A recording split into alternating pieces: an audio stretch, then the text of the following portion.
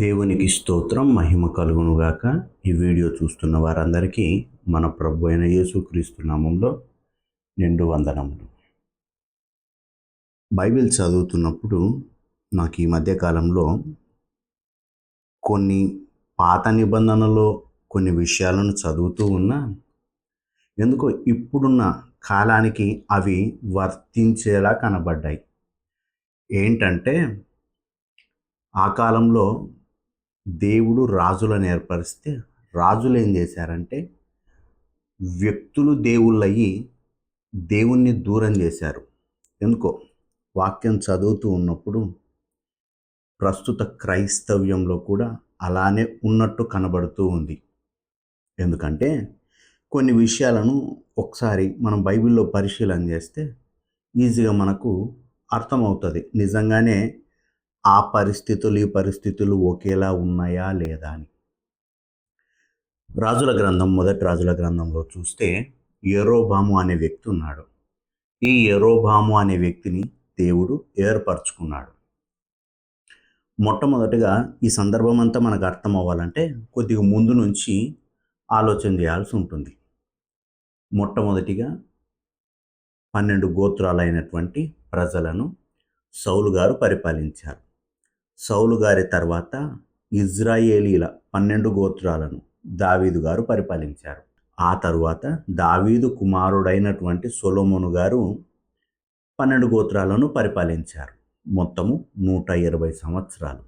అయితే ఇతడు పరిపాలించే కాలంలో చివరి దశలో విగ్రహారాధన చేస్తాడు. మొదటి రాజుల గ్రంథము 11వ అధ్యాయంలో చూస్తే 6వ వచనంలో ఈ ప్రకారము సొలొమోను యెహోవా దృష్టికి చెడు నడత నడిచి తన తండ్రి అయిన దావీదు అనుసరించినట్లు హృదయపూర్వకంగా యెహోవాను అనుసరింపలేదు. సొలొమోను కెమోషు అను మోయాబీయుల హేయమైన దేవతకును మొలెకు అను అమ్మోనీయుల హేయమైన దేవతకును యెరూషలేము ఎదుటనున్న కొండ మీద బలిపీఠములను కట్టించెను. అంతవరకు మంచిగా నడిచినటువంటి సొలొమోను గారు చివరికి ఏం చేశారంటే విగ్రహారాధన చేశాడు. అప్పుడు దేవుడు 9వ వచనంలో చూస్తే ఇజ్రాయేలీల దేవుడైన యెహోవా అతనికి 2 మార్లు ప్రత్యక్షమయ్యి నీవు ఇతర దేవతలను వెంబడింపవలదని అతనికి ఆజ్ఞాపించినను సొలొమోను హృదయము ఆయన యొద్ద నుండి తొలగిపోయాను. యెహోవా తనకిచ్చిన ఆజ్ఞనతడు గైకొనకపోగా యెహోవా అతని మీద కోపగించి సెలవిచ్చినదేమనగా, రైట్, దేవుడు సొలొమోనుకి 2 సార్లు ప్రత్యక్షమయ్యాడంట. ప్రత్యక్షమయ్యి సొలొమోను నువ్వు ఇతర దేవతలను వెంబడింపవద్దు అని చెబితే కూడా దేవుని మాటను పట్టించుకునే స్థితిలో లేడు. అయితే అప్పుడు దేవుడు అతని మీద కోపగించి దేవుడు ఒక మాట చెప్తాడు, మీ నాన్నగారికి నేను వాగ్దానం చేశాను, ఎప్పటికీ నీవు రాజుగా ఉంటావు, నీ సంతానము ఇజ్రాయేలీల 12 గోత్రాలను పరిపాలిస్తారని చెప్పాను. అయితే నీవు నా మాటను వినలేదు కనుక ఈ దేశాన్ని 2గా డివైడ్ చేసి 10 గోత్రాలను ఒకరికి మీ నాన్నకి ఇచ్చిన మాట ప్రకారం 2 గోత్రాలు మీ గోత్రానికి నేను ఉంచుతాను అని అంటాడు. ఆ 2 గోత్రాలు ఏవంటే యూదా, బెన్యామీను గోత్రం. ఈ 2 గోత్రాలను కలిపి యూదా గోత్రం అనేసాం. మిగిలిన 10 గోత్రాలు వేరే వారికి ఇస్తానన్నాడే. అది ఎవరికంటే ఎఫ్రాయిము గోత్రికుడైనటువంటి యరొబాము అనే వ్యక్తికి. మిగిలిన 10 గోత్రాలకు రాజుగా యరొబాము గారు ఉంటే మిగిలిన 2 గోత్రములకు రాజుగా సొలొమోను కుమారుడైనటువంటి రెహబాము గారు ఉంటారు. ఇప్పుడు రాజ్యము 2గా డివైడ్ అయింది కొడుకు కాలంలో. రెహబాము గారి కింద బెన్యామీను యూదా గోత్రము, యరొబాము గారి కింద మిగిలిన 10 గోత్రములు ఉన్నాయి. అయితే యెరూషలేము మందిరం అన్నది మాత్రము యూదా గోత్రం కిందికి వచ్చేసింది. బెన్యామీను ప్రాంతం, బెన్యామీనుకు ఏదైతే స్థలాన్ని పంచిపెట్టారో ఆ పంచిపెట్టబడిన స్థలములో యెరూషలేం మందిరం ఉంది. దేవుడు వీళ్ళకు ఒక కట్టడి ఇచ్చాడు, మీరు ప్రతి పండుగకు మీరేం చేయాలంటే యెరూషలేంకి రావాలి. ధర్మశాస్త్రాన్ని పాటించే ప్రతి ఒక్కరూ ఏం చేయాలి, యెరూషలేంకు రావాలి. అయితే ఇలా అక్కడున్నటువంటి 10 గోత్రాల ప్రజలు ఎప్పుడైతే ఇక్కడికి యెరూషలేముకి వచ్చారనుకో, మేబీ వీళ్ళు వాళ్ళ తట్టు తిరిగిపోతారన్న ఉద్దేశంతో యరొబాము గారు ఏం చేస్తారంటే 12వ అధ్యాయము 26వ వచనంలో చూస్తే, ఈ జనులు యెరూషలేమునందున్న యెహోవా మందిరమందు బలులర్పించుటకు ఎక్కిపోవుచుండిన ఎడల ఈ జనుల హృదయము యూదారాజైన రెహబాము అను తమ యజమానుని తట్టు తిరుగును. అప్పుడు వారు నన్ను చంపి యూదారాజైన రెహబామునొద్ద మరలా చేదురుదురు. రాజ్యము మరల దావీదు సంతతి వారిదగునని యరొబాము తన హృదయమందు తలంచి, ఈయనకు ఒక ఆలోచన పుట్టింది. ప్రతిసారి వీళ్ళు అక్కడికి వెళ్ళాలి కదా, మందిరానికి వెళ్ళాలి కదా, యెరూషలేం ప్రాంతానికి వెళ్ళాలి కదా. యెరూషలేం ప్రాంతానికి వెళ్తే ఎక్కడ ఈ ప్రజలు వాళ్ళతో కలిసిపోయి, ఆ రెహబాంతో కలిసిపోయి నన్ను చంపి వీళ్ళందరూ మళ్ళీ అక్కడికి వెళ్ళిపోతారేమో అన్న భయము పుట్టి ఏం చేస్తాడంటే 28వ వచనంలో చూస్తే, ఆలోచన చేసి 2 బంగారు దూడలు చేయించి జనులను పిలిచి, యెరూషలేమునకు పోవుట మీకు బహు కష్టము. ఇజ్రాయేలు వారలారా, ఐగుప్తు దేశములో నుండి మిమ్మును రప్పించిన మీ దేవుడు ఇవే అని చెప్పి, ఒకటి బేతేలునందును ఒకటి దానునందును ఉంచెను. చాలు. ఈ యరొబాము ఏం చేశాడంటే, ఒక్క మాటలో చెప్పాలంటే, ఈ యరొబాము ఏం చేశాడంటే, ప్రజలు యెరూషలేమునకు తిరిగి వెళ్లకుండా వీళ్లకు మందిరాలు కట్టాడు. ఒకటి దానులోను, రెండోది బేతేలునందు. ఈ దానులో ఒక దూడనుంచాడు. తర్వాత బేతేలులో ఒక దూడ నుంచి, మిమ్మల్ని ఐగుప్తులో నుండి విడిపించిన దూడలు ఇవే అని చెప్పాడు. చెప్పి వాటికి మీరు పూజ చేయండి, ఇవే మీ దేవుడు అని ఒక మాటలో చెప్పాడు. ఒకటి. రెండోది ఏదంటే 31వ వచనంలో చూస్తే, మరియు అతడు ఉన్నత స్థలములను కట్టించి మందిరము నేర్పరిచి లేవీయులు కాని సాధారణమైన వారిలో కొందరిని యాజకులుగా నియమించాడు. లేవీయులను తీసేసి సాధారణమైన వ్యక్తుల్ని లేవీయులుగా ఉంచాడు, యాజకులుగా ఉంచాడు. అంతేకాకుండా 32వ వచనంలో చూస్తే, యరొబాము యూదా దేశమందు జరుగు ఉత్సవము వంటి ఉత్సవము, పండగ లాంటి పండగ. ఒకటి దేవుణ్ణి మార్చాడు, రెండోది యాజకులను మార్చాడు, మూడవది ఉత్సవములను మార్చాడు. దేని కొరకు? తన దగ్గర ఉన్నటువంటి ప్రజలు ఇతని నుండి దూరంగా వెళ్లకుండా ఉండడానికి. దేవుడు ఈ యరొబాముతో ప్రవక్త ద్వారా ఒక మాట చెప్పించాడు. మొదటి రాజుల గ్రంథంలో చూస్తే 11వ అధ్యాయము 37-38 వచనములు, నేను నిన్ను అంగీకరించినందున నీ కోరిక ఎంతటి చొప్పున నీవు ఏలుబడి చేయుచు ఇజ్రాయేలు వారి మీద రాజవై ఉందువు. నేను నీకు ఆజ్ఞాపించినదంతయు నీవు విని నా మార్గములను అనుసరించి నడుచుచు నా దృష్టికి అనుకూలమైన దానిని జరిగించుచు నా సేవకుడైన దావీదు చేసినట్లు నా కట్టడలను నా ఆజ్ఞలను గైకొనిన ఎడల నేను నీకు తోడుగా ఉండి దావీదు కుటుంబమును శాశ్వతముగా నేను స్థిరపరచునట్లు నిన్నును స్థిరపరచి ఇజ్రాయేలు వారిని నీకు అప్పగించేదను. ఏమన్నాడు యరొబాముతో? ఓ యరొబాము, దావీదు గారు ఏ విధంగా నడిచారో, ఆయన నా ఆజ్ఞలను నా కట్టడలను గైకొని ఎలా బ్రతికారో నీవు కూడా అలా బ్రతికితే, ఇంతవరకు దావీదు గారు ఎలా రాజై ఉన్నారో నీవు కూడా నీవు చనిపోయేంత వరకు నీవు నీ కుటుంబము నీవు మంచిగా బ్రతికే విధానాన్ని బట్టి వారును రాజులై ఉంటారు అని చెప్పడం జరిగింది. ఇతడు దేవుని ఆజ్ఞలను పాటించాలి కదా, కట్టడలను పాటించాలి కదా, వీటన్నిటిని పెట్టి భయముతో తన సొంత ఆలోచనతో కిందున్న వ్యక్తులను నడపడానికి ప్రయత్నించాడు. ఆ నడిపే విధానంలో 2 దూడల్ని తెచ్చిపెట్టాడు. ఒకటి దానులోను, రెండోది బేతేలులోను తెచ్చిపెట్టి ఇవే మీ దేవుళ్ళు అని చెప్పాడు. అంటే ఒక్కసారిగా దేవుణ్ణే మార్చేశాడు. తర్వాత అక్కడున్నటువంటి లేవీలను తీసివేసి సాధారణమైనటువంటి యాజకులను, వ్యక్తులను యాజకులుగా పెట్టాడు. మూడవది పండగలను మార్చివేశాడు. ఎందుకు ఇదంతా చేశాడు? కేవలము తన రాజ్యంలో తనకున్నటువంటి వ్యక్తులను నిలుపుకోవడానికి. ఇదెందుకో ఈ వాక్యము చదువుతూ ఉంటే, ఇప్పుడున్న కాలంలో కూడా ఇలాంటివే జరుగుతూ ఉన్నాయని నాకు అనిపిస్తూ ఉంది.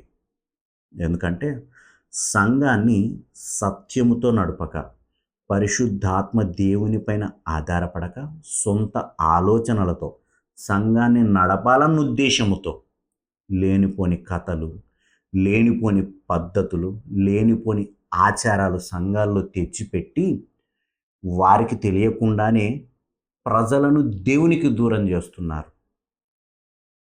మా దగ్గరనే ఉంది ఇలాంటిది, ఇంకెక్కడా లేదు, మా సంఘంలో ఇది ప్రత్యేకత అని చెబుతూ వాక్యంలో లేని వాటిని తీసుకొచ్చి ఈ యెరొబాము ఏ విధంగా అయితే దూడలను ఉంచాడో అలాంటి విషయాలనన్నిటినీ తీసుకొచ్చి సంఘంలో ఉంచి ఇవే మీ దేవుళ్ళు, ఇవి లేకపోతే మీరు పరలోక రాజ్యానికి వెళ్ళరు, ఇవి మా దగ్గరనే ఉన్నాయి, ఇంకెక్కడ లేవు, ఏ సంఘాల్లో దొరకవు, చివరికి బైబిల్లో కూడా దొరకదు, కేవలం మా దగ్గరనే ఉంది ఇది అని చెప్పి మనుషులను మభ్యపెట్టి భయపెట్టి ఇక్కడ మా సంఘాల్లో ఉండకపోతే, మాతో ఉండకపోతే నువ్వు నరకానికి వెళ్తావు అని చెప్పి భయపెట్టి ప్రజలు ఏం చేస్తున్నారంటే దేవునికి దూరంగా చేసి తమ ఆలోచనలో ఉన్నటువంటి విగ్రహాలను సంఘాల్లో ఉంచి ఇవే మీ దేవుళ్ళు అని చెప్తున్నారు.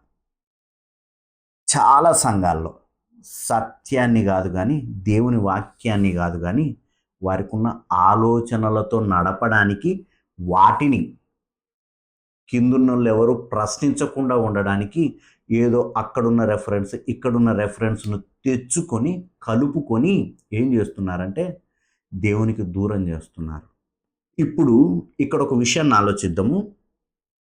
సరే, యెరొబాము వచ్చాడు, వచ్చి ఇవే ఆ దూడల నుంచి ఇవే మిమ్మల్ని ఐగుప్తు నుండి తీసుకొచ్చిన దేవతలంటే ఈ కిందున్న ప్రజలు ఏమనాలి?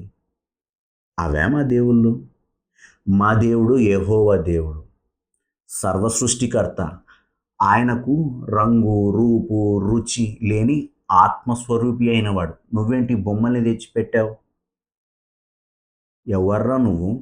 మా దేవుణ్ణి ఒక బొమ్మతో పోల్చడానికి నీ సొంత ఆలోచనలను తీసుకొచ్చి మా దేవుణ్ణి మార్చడానికి నీవెవడవురా అని అడగాల్సింది పోయి ఏదైతే ఏముందిలే, అయ్యగారు చెప్పారనుకో, అది దేవుడు చెప్పకపోయినా పర్లేదు, అంతే, సలాం కొట్టి జై కొట్టి ఆమెన్ హల్లెలూయా అని చెప్పి చప్పట్లు కొట్టి పైనున్న వ్యక్తికి వత్తాసు పలికే ప్రజలు తయారయ్యారే తప్ప నిజమా ఇది వాక్యంలో వ్రాయబడిందా, వాక్యంలో అలా ఉందా అని పరిశీలించాల్సిన అవసరత లేదన్నట్టు ఇష్టానుసారంగా క్రైస్తవ్యాన్ని పక్కత్రోవ పట్టించి జీవం కలిగిన దేవుని నుండి ప్రజలను తప్పిపోయేవారు ఇద్దరూ ఉన్నారు.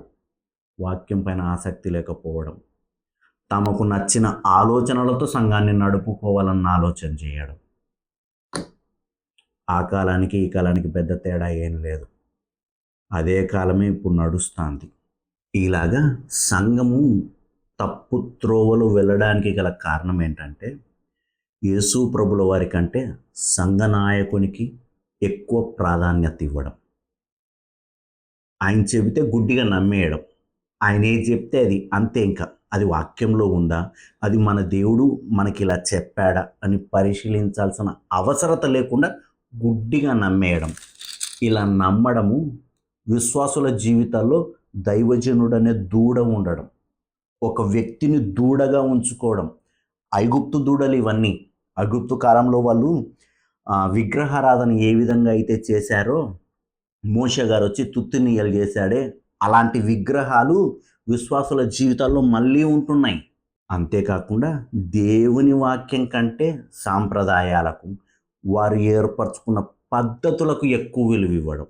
దీని వలన ఈ పద్ధతులుంటేనే, లేకపోతే లేదు, దేవుడు చెప్పని పద్ధతులను తీసుకొచ్చి సంఘంలో ఉంచి దూడల్ని సంఘంలో ఉంచి ఈ పద్ధతులు మీ ఆత్మీయ జీవితానికి ప్రామాణికాలు, ఈ పద్ధతులు ఉంటేనే మీరు పరలోకానికి వెళ్తారు, దేవుడు చెప్పనివి. ఈ మధ్యకాలంలో దేవుని పక్కన పెట్టేశారు. దేవుని పక్కన పెట్టి సంఘము, పేరు, ప్రఖ్యాతలు వీటిని బట్టి వెంబడిస్తున్నారే తప్ప వాక్యము, యేసు ప్రభుల వారు, ఆయన కలువరిశిలో రక్తం కార్చి ప్రాణం పెట్టిన విధానము, వీటన్నిటిని పూర్తిగా మర్చిపోయారు. మర్చిపోయి దైవజనుడు, సంఘము, అతనికున్న పేరు, ప్రఖ్యాతి, వీటిని బట్టి దేవుణ్ణి వెంబడిస్తున్నారు. పేరుకు సత్యం అవసరం లేదు, దేవుని వాక్యం అవసరం లేదు, దేవుడు అవసరం లేదు. వాళ్ళంటూ ఒకటి అనుకుంటారు, అదే వాళ్ళకు దేవుడు. దేవుణ్ణి ఎలా వెంబడిస్తున్నారంటే, దేవుణ్ణి ఎందుకు వెంబడిస్తున్నారంటే స్థానం కొరకు, డబ్బు కొరకు, వాళ్ళ జీవితంలో ప్రభావాల కొరకు దేవుణ్ణి వెంబడించే వాళ్ళు ఉన్నారు. ఒకానొక కాలంలో ఒకానొక దుర్బోధ జరుగుతూ ఉన్నప్పుడు నేను అడిగాను, అవును మీరు వాక్యం చదువుతారు కదా, మరి ఈ బోధ తప్పని మీకు తెలుసు కదా, దీన్నెందుకు మీరు ప్రమోట్ చేస్తున్నారు, కంటిన్యూ చేస్తున్నారు అని ఆ సంఘంలో ఉన్నటువంటి విశ్వాసులను అడిగితే, నాకేముంది, నేను వచ్చి ఇక్కడున్నా, నెల జీతం నాకు వస్తుంది, నెల భత్యం నాకు వస్తుంది, weekly once chicken or mutton non veg ఉంటున్నాయి, నాకు కావాల్సిన పైసలు వస్తున్నాయి, నాకు కావాల్సిన పేరుంది, ఇక్కడ ఉంటే ఏదో నన్ను కూడా చిన్న సేవకుడు అనేస్తా అన్నారు, కాబట్టి ఏదో జరిగిపోతుంది, నీకు వచ్చి నాకు నష్టం ఏముంది, ఏ బోధ అయితే ఏముంది, అది తప్పైతే నాకేంటి, కరెక్ట్ అయితే నాకేంటి, నేను ఎందుకు వచ్చాను, నాకు ఇక్కడ పేరు ప్రఖ్యాతలు ఉన్నాయి, మంచి ఫుడ్ ఉంది, అన్ని రకాలుగా నాకు అనుకూలతలు ఉన్నాయి, ఇంకా ఎందుకు నేను దీన్ని ఆపోజ్ చేయాలి, నేను ఎందుకు దీన్ని వ్యతిరేకించాలి. ఓహో, నీకు అనుకూలంగా ఉంటే వ్యతిరేకించాల్సిన సంఘ పరిస్థితులు, సంఘంలో తప్పుడు బోధ ఉన్నను, పరిస్థితులు నీకు అనుకూలంగా ఉంటే దాన్ని వ్యతిరేకించాల్సిన అవసరత లేదు అంటావు. అందుకనే మనుషులు ఏం చేశారంటే దూడల్ని పెట్టుకున్నారు. వాళ్ళ ఆలోచనలు, డబ్బు అనే దూడ, ఆ సంఘంలో స్థానం అనే దూడ, అక్కడున్న సంఘంలో ఉంటే 10 మంది నాకు విలువిస్తారన్నటువంటి దూడ, ఇలాంటి దూడల్ని పెట్టుకొని ఆత్మీయ జీవితంలో ప్రయాణం చేస్తున్నారు. ఇలా ప్రయాణం చేస్తూ ఇదే పర్ఫెక్ట్ అని 10 మందిని నమ్మించడానికి ప్రయత్నిస్తూ ఉన్నారు. ఆ కాలంలో ఉన్న యెరోబాముకు ఈ కాలంలో ఉన్నటువంటి క్రైస్తవ్యానికి పెద్ద తేడా ఏం లేదు. ఒక్క మాటలో చెప్పాలంటే యెరోబాము తన రాజ్యం కొరకు, తన అధికారం కొరకు, నేను గొప్పగా బ్రతకాలన్న ఉద్దేశంతో 2 దూడల్ని తెచ్చిపెట్టిండొచ్చు. తన వ్యక్తిగత అవసరాల కొరకు దేవుని పద్ధతులనే మార్చాడు. తన వ్యక్తిగత మహిమ కొరకు దేవుని పద్ధతులనే మార్చాడు.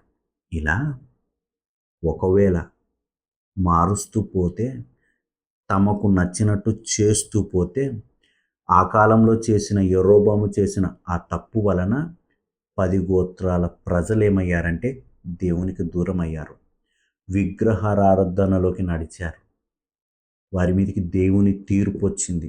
అష్షూరు ప్రాంతంలోకి చెరకెళ్ళారు.